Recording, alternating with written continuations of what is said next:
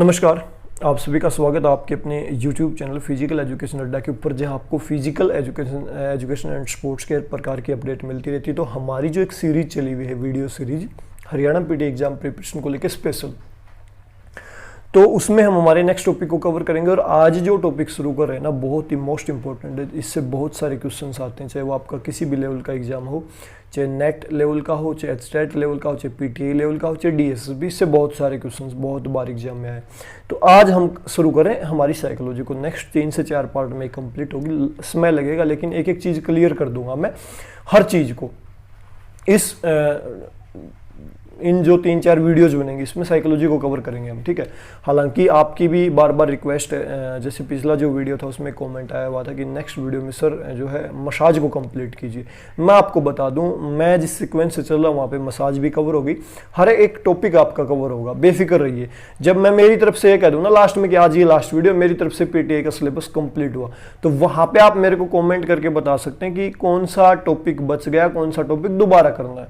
ये मेरी रिक्वेस्ट है आपसे, तो कोशिश करेंगे। तो आज हम शुरू करें साइकोलॉजी को। दरअसल साइकोलॉजी है क्या? साइकोलॉजी नॉर्मल मनोविज्ञान बोलते हैं, जो मन का जो अध्ययन होता है। इसके शब्द का अगर संधि विच्छेद करोगे आप तो उसी के प्रकार से मनोविज्ञान, मन का विज्ञान, ठीक है, नॉर्मली यही है। लेकिन देखो, कोई भी चीज़ शुरू होती है ना, तो शुरुआत कहीं और से होती है, द एंड कहीं पे होता है। जैसे आप किसी भी गेम की हिस्ट्री को स्टडी करोगे कि शुरुआत में बास्केटबॉल कैसे खेला जाता था, स्टेप बाय स्टेप वो आज किस प्रकार से खेला जाता है, स्टेप बाय स्टेप किस प्रकार के नियम बने बास्केटबॉल गेम के अंदर। तो उसी बेस पे साइकोलॉजी जब शुरुआत में शुरू हुई, किसी ने जब इसको खोजा, किसी ने इसके ऊपर डिस्कशन शुरू किया, तो वहां पे एक बात शुरू हुई कि साइकोलॉजी जो है, किसी व्यक्ति ने कहा, जिसने इसको शुरू किया, उसने कहा कि साइकोलॉजी जो है आत्मा का अध्ययन है। इसकी डेफिनेशंस की मैं बात कर रहा हूँ, समय समय पे इसकी जो परिभाषा बदलती रही उसकी हम बात करेंगे, ठीक है। एग्जाम ओरिएंटेड है ये डेफिनेशन भी, जो चेंजेज आए, डेफिनेशन नहीं सॉरी, जो चेंजेज आए इसमें। किसी ने शुरुआत में कहा आत्मा का अध्ययन है, फिर कहा ये मन का अध्ययन है, फिर किसी ने कहा चेतना का अध्ययन है, फिर लास्ट में किसी ने कहा ये तो व्यवहार का अध्ययन है। तो ये सारे स्टेप हम इस वीडियो में जो कवर करने वाले हैं, किसने किस टाइम पे क्या कहा। तो दरअसल जो है मनोविज्ञान है क्या, सबसे पहले तो इसका संधि विच्छेद कर लेते हैं वर्ड का। इस के बारे में अध्ययन करें तो साइकोलॉजी जो शब्द है 2 शब्दों से मिलकर बना है, साइको प्लस लोगोस। साइको का मतलब क्या है, आत्मा हिंदी में अगर इसको देखोगे तो, और लोगोस का मतलब है अध्ययन, उसका अध्ययन। तो दोनों को हम मिलाते हैं तो बनता है आत्मा का अध्ययन। तो शुरुआत में जब ये वर्ड आया, ये विषय शुरू हुआ, ये सब्जेक्ट शुरू हुआ, तो वहां पे लोगों ने क्या माना कि साइकोलॉजी क्या है, आत्मा का अध्ययन है।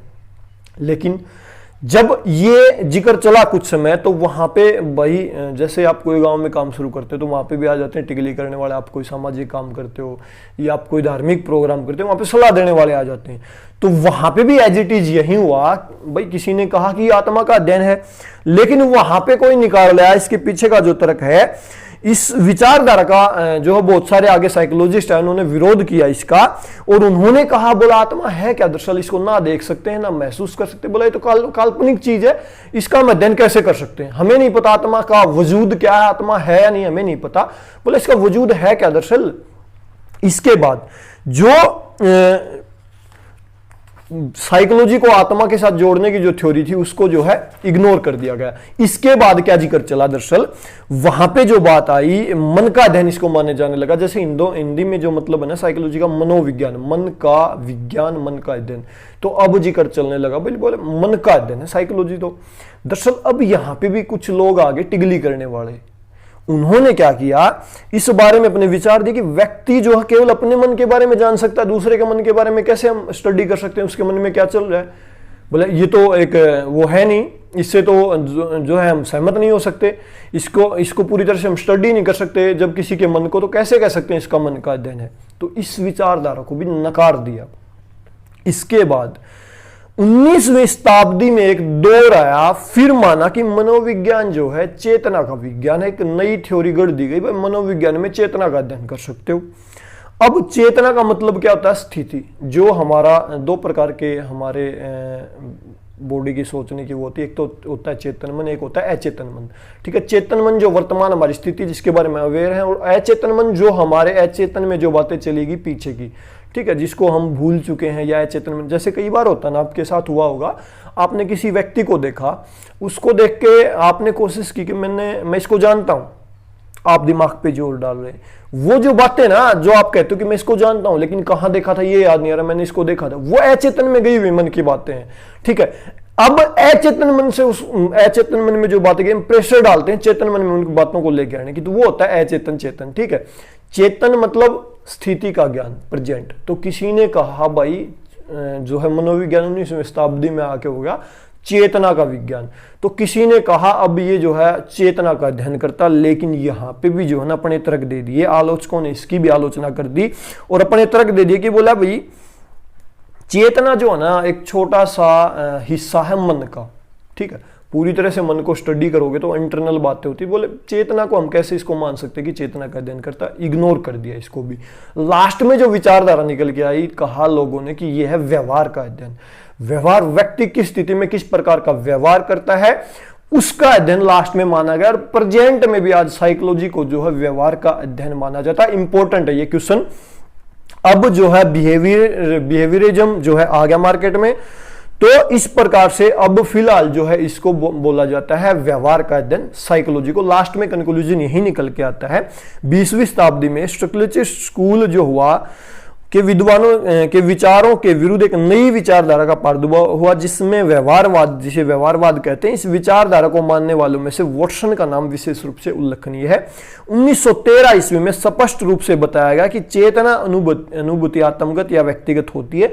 मतलब जो चेतना है वो व्यक्तिगत, पर्सनल होती है व्यक्तियों की, जिसे ना तो वस्तु ढंग से परिभाषित किया जा सकता और ना ही इसका स्थान निरूप किया जा सकता है और ना ही जिसे मापा जा सकता। मतलब आप इसको काउंट नहीं कर सकते, ना नाप सकते हो, ये एक प्रकार का मन का छोटा सा हिस्सा है। तो वहां पे जो इसका आता है, इसका अध्ययन करना कर मनोविज्ञान कभी विज्ञान नहीं बन सकता। इसलिए इन्होंने व्यवहार को मनोविज्ञान का आलोच्य विषय माना और इसे व्यवहार का विज्ञान कहकर पुकारा। व्यवहार का विज्ञान कहने वाला जो मुख्य व्यक्ति है वो है वॉटसन। अब कई बार एग्जाम में क्वेश्चन आता है, मैं क्वेश्चंस भी बता रहा हूं साइकोलॉजी से क्या आता है। साइकोलॉजी दरअसल किसका अध्ययन करता है, ये क्वेश्चन कई बार एग्जाम में ऑप्शन मिल जाएंगे आपको। व्यवहार का अध्ययन, सोल का अध्ययन, मन का अध्ययन, तो वहां पे आप बिहेवियर के साथ जाओगे, प्रेजेंट का जो स्कैनेरियो है वो। अब एक डेफिनेशन और भी बनती है यहां पे कि मनोविज्ञान ने पहले अपनी जो है चेतना आत्मा खोई, फिर मन खोया, फिर चेतना खोया। अब इसको बोला जाता है जो है स्टडी ऑफ बिहेवियरिज्म। ये डेफिनेशन किसकी है? ये डेफिनेशन वुडवर्थ की। आगे आएगी ये बात कि ये बात किसने कही कि मनोविज्ञान ने पहले अपना जो है चेतना क्या था वो आत्मा खोई, फिर मन खोया, फिर चेतना खोई, अब व्यवहार का अध्ययन है। तो ये जो लाइन किसने कही? ये वुडवर्थ ने कही थी। जो आगे आएंगी मैं आपको बताऊंगा, आगे जब आएगी तो वो बात भी। अब हम बात कर लेते हैं। दरअसल इस प्रकार समय बीतने के साथ हमने देख लिया कि मनोविज्ञान की अलग अलग परिभाषाओं में अलग अलग चेंजेस आते रहे। अब हम बात करते हैं डेफिनेशंस की जो इंपॉर्टेंट है, एग्जाम ओरिएंटेड है, एग्जाम में आने की जिसकी संभावना जो है बनती है। डेफिनेशंस बहुत बार एग्जाम में आती है, जैसे आपकी फिजिकल एजुकेशन की डेफिनेशंस आपने देखी होंगी, हम उसको भी कवर करवाऊंगा मैं, एक एक डेफिनेशन इंपॉर्टेंट है। उसी प्रकार से हम जो है यहाँ पे इंपॉर्टेंट डेफिनेशंस को कवर करेंगे जो साइकोलॉजी की इंपॉर्टेंट डेफिनेशंस है, एग्जाम ओरिएंटेड है, जिनकी एग्जाम में आने की संभावना है। वहीं सबसे पहली जो डेफिनेशन आपकी स्क्रीन पे आ रही है क्रो एंड क्रो की, इसने क्या कहा, हिंदी और इंग्लिश दोनों में आ रही है। दरअसल psychology is the study of human behaviour and human relationship. इनका क्या मानना था कि साइकोलॉजी किसका अध्ययन करता है? व्यक्ति के व्यवहार का और व्यक्ति के रिलेशनशिप का, व्यक्ति के जो रिश्ते होते हैं उनका जो है ये जो है उल्लेख करता है, उसका जो अध्ययन करता है। क्रो एंड क्रो का कहना था। इसके बाद एक डेफिनेशन है रोश की। इन्होंने क्या कहा? इनका मानना था कि psychology is a mental way is the clarification and explanation of behavior। मनोविज्ञान का संबंध आज के व्यवहार की वैज्ञानिक खोज से है। मनोविज्ञान मानसिक रूप से व्यवहार का स्पष्टीकरण एंड उसका उल्लेख है। ये रोस की थी। और हिंदी में जो हमारी वुडवर्थ की वो डेफिनेशन क्या थी आपकी? मनोविज्ञान क्रो एंड क्रो की, मनोविज्ञान व्यक्ति के व्यवहार तथा व्यक्तिगत संबंधों का अध्ययन करता है। ये हमने हो गया। रोस की डेफिनेशन क्या है कि मनोविज्ञान मानसिक रूप से व्यवहार का स्पष्टीकरण एवं उल्लेख करता है। ठीक है। इसके बाद एक डेफिनेशन और है आपकी जो है मैकडूगल की। मैकडूगल ने इंटरेस्ट के ऊपर जबरदस्त बातें बताई। जो हमारी रुचि होती है ना, मैकडूगल वहां पे जिक्र करेंगे जब हम इंटरेस्ट को पढ़ेंगे कि दरअसल इंटरेस्ट क्या होता है, रुचि क्या होती है। ठीक है, वो जब हम टॉपिक कवर करेंगे उस पे हम आएंगे, लेकिन अभी मैकडूगल ने एक डेफिनेशन दी है साइकोलॉजी की। दरअसल इसमें इन्होंने क्या कहा है, मनोविज्ञान आचरण तथा व्यवहार का यथार्थ विज्ञान है। यथार्थ मतलब जो सत्य है, जो प्रेजेंट में जो यथार्थ है जो चीज, उसका जो है विज्ञान आपका है साइकोलॉजी। इंग्लिश में मैं बताऊं तो psychology is the actual science of human character and behaviour. जो एक्चुअल जो हमारा आचरण है, एक्चुअल जो व्यवहार है हमारा, उसका विज्ञान आपका साइकोलॉजी। अब लास्ट की जो एक डेफिनेशन और कई बार एग्जाम ओरिएंटेड है, वुडवर्थ की। वुडवर्थ ने क्या कहा है कि मनोविज्ञान व्यक्ति की व्यक्तिगत क्रियाओं जो उसके वातावरण के अनुसार उनसे संबंध रखता है।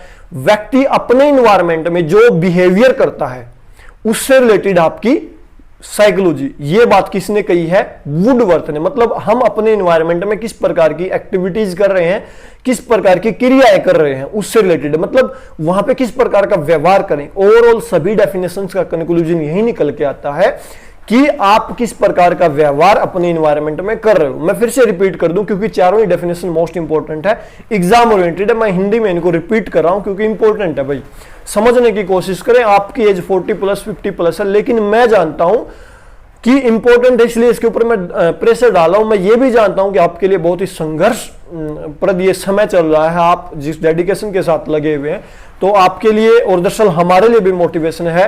और उन फिजिकल एजुकेशन के बच्चों के लिए भी आप मोटिवेशन का काम कर रहे हो, जो जब बीपीएड करंट में करते हैं और उसके बाद एग्जाम को क्लियर नहीं कर पाते हैं और लास्ट में कहते हैं कि फिजिकल एजुकेशन की वैकेंसीज नहीं है, तो उनके लिए भी आप मोटिवेशन हो। तो उसी प्रकार से मैं कोशिश कर रहा हूं आपको और थोड़ा मोटिवेट करने की भी मैं भी कोशिश करता हूं। मेरे लिए भी आप एक प्रकार से मोटिवेशन का काम करते हो। तो यहां पे करो एंड करो कि एक बार फिर से मैं डेफिनेशन को रिपीट करना चाहूंगा। उन्होंने क्या कहा कि मनोविज्ञान व्यक्ति के व्यवहार और व्यक्तिगत संबंधों का अध्ययन करता है। जो आपसी रिलेशनशिप्स होते हैं व्यक्तियों के और जो व्यवहार होता है उसका अध्ययन कौन करेगा, आपका ये मनोविज्ञान। करो एंड करो ने कहा। रोश ने क्या कहा, दरअसल मनोविज्ञान मानसिक रूप से व्यवहार का स्पष्टीकरण एवं उल्लेख करता है, स्पष्ट करता है कि उसका व्यवहार किस प्रकार से है और किस प्रकार का वो व्यवहार कर रहा किस इन्वायरमेंट में। ये रोश ने कही थी ये बात। मैं फिर से रिपीट करूं आपकी मैकडूगल की डेफिनेशंस को, तो उन्होंने क्या कहा, मनोविज्ञान आचरण तथा व्यवहार का यथार्थ विज्ञान है। जो आप आचरण है आपका एक्चुअल में जो व्यवहार कर रहे हो उसकी स्टडी इसमें जो है की जाती है। इसके बाद वुडवर्थ ने क्या बात कही कि मनोविज्ञान व्यक्ति की व्यक्तिगत क्रियाओं जो उसके वातावरण के अनुसार उनसे संबंध रखता है। व्यक्ति जो अपने इन्वायरमेंट में जिस प्रकार की एक्टिविटीज को करता है उससे रिलेटेड आपका मनोविज्ञान। इसके बाद जो हमारे, मैंने एक बात कही थी कि मनोविज्ञान ने सबसे पहले क्या खोया, अपनी आत्मा खोई, फिर अपना मन खोया, फिर चेतना खोया, फिर लास्ट में व्यवहार का, आज इसको जो है बोला जाता है अध्ययन बोला जाता है, व्यवहार का ज्ञान इसको बोला जाता है। ये बात किसने कही थी, ये वुडवर्थ ने कही। आप देख भी सकते हो।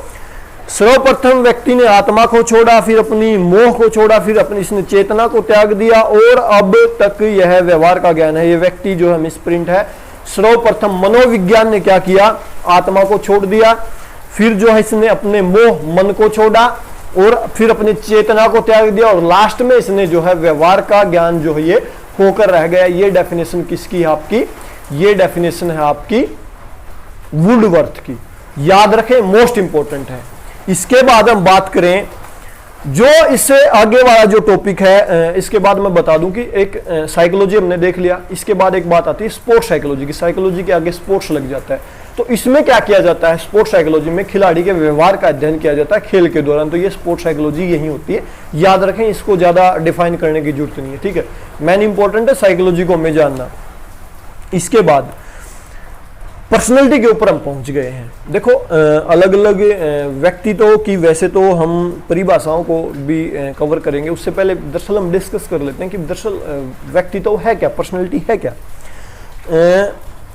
अलग अलग जो साइकोलॉजिस्ट हुए हैं, मनोविज्ञान हुए हैं, व्यक्तित्व की उन्होंने एक निश्चित परिभाषा देने की कोशिश जरूर की है, लेकिन उसको आप एक निश्चित परिभाषा में बांध नहीं सकते हैं।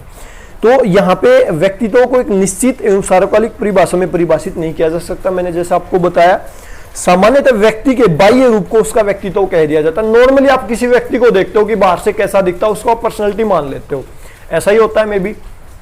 आपको भी पता है, हमें भी पता है, ऐसा ही होता है। आपने बाहर से देखा कि आप कहोगे जी उसने कैसे कपड़े पहने हैं, कैसे उसने शूज डाले हैं, या उसकी हेयर कटिंग कैसी है, वो दिखता कैसा है, कपड़े कैसे पहनता है, इस हिसाब से माना जाता है कि उसकी पर्सनैलिटी क्या। हमारे नॉर्मल यही होता है, व्यक्ति तो भाई उसका जबरदस्त यही मानते हैं कि जो बाहर से अच्छे कपड़े पहने, नहाया धोया रहा, वो भाई गाँवों में उसके कहेंगे बड़ा अच्छा बच्चा है। लेकिन दरअसल पर्सनैलिटी को आप इसमें नहीं बांध के रख सकते हो।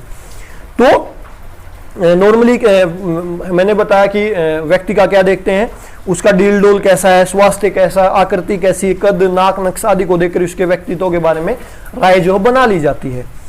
जिस व्यक्ति का शरीर गठीला हो, कद लंबा हो, नाक नक्श अच्छे हो, दुबला पतला हो, कद छोटा, नाक नक्श अच्छे हो, चेहरे पर चमक हो, उसके व्यक्तित्व को आकर्षक समझा जाता है, उसको अट्रैक्टिव माना जाता है। ये चीजों इसके विपरीत जिसकी हाइट छोटी हो, नाक नक्श अच्छा नहीं हो, हेयर स्टाइल अच्छा नहीं हो, उसको क्या कहेंगे आप, व्यक्तित्व अच्छा नहीं, इसकी पर्सनैलिटी अच्छी नहीं है, यही माना जाता है। लेकिन ऐसे व्यक्तित्व की प्राय उपेक्षा, मतलब इस प्रकार का व्यक्ति उसको इग्नोर करने की कोशिश करता है आम आदमी की, वो अच्छा नहीं दिख रहा, अच्छा नहीं लग रहा, ठीक है। बाह्य आकार एवं आकृति के अतिरिक्त व्यक्ति के बोलचाल के ढंग तथा व्यवहार से उसके व्यक्तित्व का अंदाजा लगा लिया जाता है, बाहर से वो कैसा दिखता है। जो व्यक्ति बातचीत करने में झिझकता है, उसके व्यक्तित्व के साथ जेपू या शर्मिला विश्लेषण जोड़ दिया जाता है, कह दिया जाता है कि ये बड़ा शर्मिला है, ये अच्छा व्यक्ति नहीं है, ऐसे ऐसे उसके साथ जोड़ दिया जाता है। जिसकी आवाज ऊंची और भारी और अधिकारपूर्ण ढंग से बात करता है, उसके व्यक्तित्व को रोबदार कह दिया जाता है। कहने का तात्पर्य है कि व्यक्ति आकृति के साथ साथ बातचीत का ढंग भी किसी व्यक्ति को आंकने का दृष्टिकोण है, मतलब भाई उसका ड्रेस कोड क्या है, बोलता किस प्रकार से, ये भी उसके साथ जोड़ दिए जाते हैं। मैं नॉर्मली डिस्कशन करूं तो मनुष्य और चरित्र के आधार पर भी सामान्यतः किसी व्यक्तित्व के साथ शरीफ या बदमाश का भी जो है आप एक शब्द चिपका सकते हो। लेकिन इसके विपरीत भी जो है पर्सनैलिटी के अंदर बहुत सारी चीजें शामिल होती हैं। व्यक्तित्व जो है हमारा मनुष्य का इतना जो है सीमित एरिया नहीं है कि उसे सामान्य दृष्टिकोण से आंक सको आप। व्यक्तित्व का दायरा जो पर्याप्त रूप से बहुत व्यापक, उसके अंदर बहुत सारी चीजें शामिल की जाती हैं, ठीक है। तो कुछ महत्वपूर्ण जो साइकोलॉजिस्ट हैं उन्होंने इसके बारे में अपनी अपनी डेफिनेशंस भी दी हैं, वो अब हम देखने वाले हैं, हमारे इसी वीडियो में कवर करने वाले हैं। तो अब बात कर लेते हैं डेफिनेशंस की, जो हमारी परिभाषाएं हैं व्यक्तित्व की, वो मैंने आपको समझा दिया मोटा मोटी दरअसल है क्या पर्सनैलिटी, हम क्या सोचते हैं, इसके अलावा भी बहुत सारी चीजें इसके अंदर शामिल होती हैं। अब एक एक डेफिनेशन को हम देखने की कोशिश करेंगे, जो एग्जाम ओरिएंटेड उन्हीं डेफिनेशंस को कवर करेंगे। परिभाषाएं मैं हिंदी में आपको बताऊं तो सबसे पहली जो डेफिनेशन है वो आपकी होती है आलपोर्ट की। आलपोर्ट ने दरअसल पर्सनैलिटी को क्या माना, डायनेमिक माना, गतिशील, मतलब समय के अनुसार जिसमें चेंजमेंट होती रहती है। इन्होंने पर्सनैलिटी को माना है गतिशील और डायनेमिक, आप इसको इंग्लिश में कह सकते हो। जिस भी परिभाषा में जब आपके एग्जाम में डेफिनेशन आए कोई, जिस भी परिभाषा में आपको गतिशील वर्ड या इंग्लिश में मैं कहूं डायनेमिक वर्ड नजर आएगा, वहां पे ये डेफिनेशन किसने दी, आपकी आलपोर्ट ने। एक बार इसको पढ़ भी लेते हैं। व्यक्तित्व को परिभाषित करते हुए आलपोर्ट ने कहा कि व्यक्तित्व व्यक्ति में उन मन शारीरिक पद्धतियों का गतिशील संगठन, मैंने बताया गतिशील वर्ड जहां भी आ गया वो डेफिनेशन है आलपोर्ट की। इन्होंने पर्सनैलिटी को माना है गतिशील, डायनेमिक, बस इतना याद कर लें इस डेफिनेशन में, आपकी बात आपका नंबर पक्का हो जाएगा एक। इसके बाद वॉटसन ने भी एक डेफिनेशन दी है, वॉटसन की डेफिनेशन देख लेते हैं कि लंबे समय तक किए गए वास्तविक निरीक्षण से प्राप्त विश्वसनीय सूचनाओं के आधार पर खोजी गई व्यक्ति की क्रियाओं का समूह उसका व्यक्तित्व है। कि आप लंबे समय तक किसी का निरीक्षण कर रहे हो, उसके बाद जो रिजल्ट निकलता है वो पर्सनैलिटी जो है ओवरऑल बनती है उसकी, ठीक है। सूचनाएं जो आपने वहां से खोज निकाली, जो भी व्यवहार बनता है वो वॉटसन की है। नॉर्मली इसको सुन लो, एग्जाम ओरिएंटेड नहीं लग रही है मेरे को ये।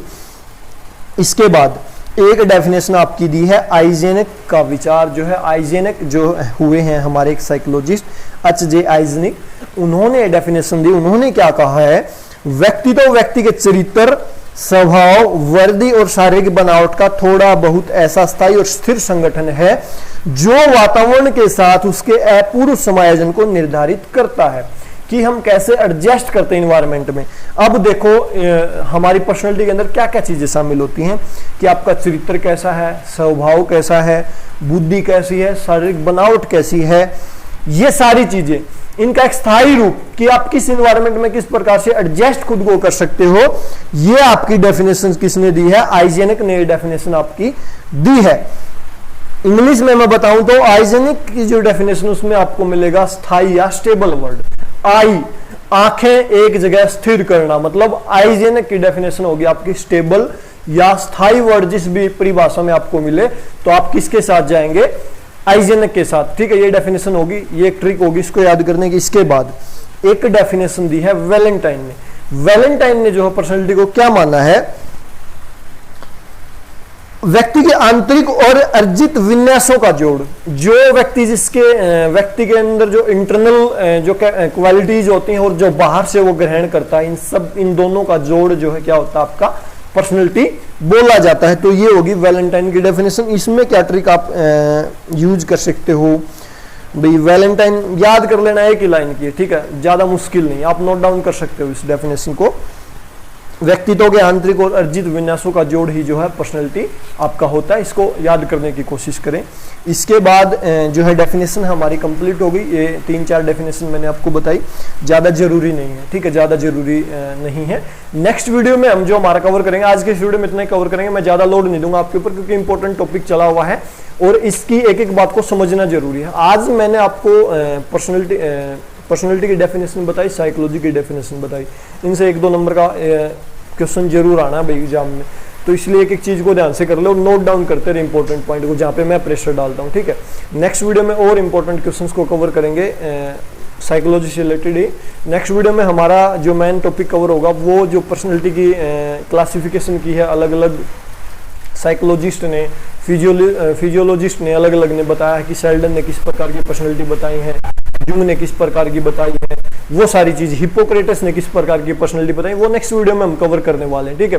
तो अभी के लिए वीडियो में इतना ही। वीडियो को लाइक जरूर कर दिया करो भाई, अच्छी इन्फॉर्मेशन लगे तो, और जहां भी जिस टॉपिक में आपको मुश्किल लगे वहीं पे कमेंट कर दो ताकि नेक्स्ट वीडियो में मैं उस टॉपिक को दोबारा उठा लूं या उठाने की कोशिश करूं, दोबारा इजी लैंग्वेज में समझाने की। बहुत मजा भी आ रहा है पढ़ाने में, बहुत जोर भी लगाना पड़ रहा है भाई एक एक चीज। इससे पहले मैं YouTube पे 2018 नवंबर 2018 में मैंने काम करना शुरू किया था। इतनी इजी लैंग्वेज में मैंने एक्सप्लेनेशन आज तक नहीं की थी। मैं फिर भी कोशिश कर रहा हूँ। अब मैंने शुरू किया है PTI सीरीज को लेकर स्पेशल। इसके बाद DSSB की हमारी सीरीज आएगी, इसी प्रकार से इंपॉर्टेंट जो टॉपिक है उनकी डिस्क्रिप्टिव वे में उसको शुरू करेंगे अभी, लेकिन कोशिश करेंगे 50 पार्ट्स में PTI के जो सिलेबस उसको कंप्लीट करने की कोशिश करूंगा, लेकिन मैं कह नहीं सकता कि हो जाएगा। फिर भी हम अपना बेस्ट दे सकते हैं, कोशिश कर सकते हैं। तो आज का वीडियो इतने। आपको कैसा लगा कमेंट करके जरूर बताया करो। अच्छा लगे तो लाइक कर दिया करो, ना लगे तो डिसलाइक कर दिया करो, शेयर कर दिया करो भाई। शेयर वाला काम इतना आपका है, बनता है। मैं भी खुद भी शेयर करता हूँ अलग अलग ग्रुप्स में, आप भी शेयर करते रहा करो। तो अभी के लिए वीडियो में इतना ही। कैसा लगा जरूर बताएं और लास्ट तक देखने के लिए आप सभी का बहुत बहुत धन्यवाद। Thank you.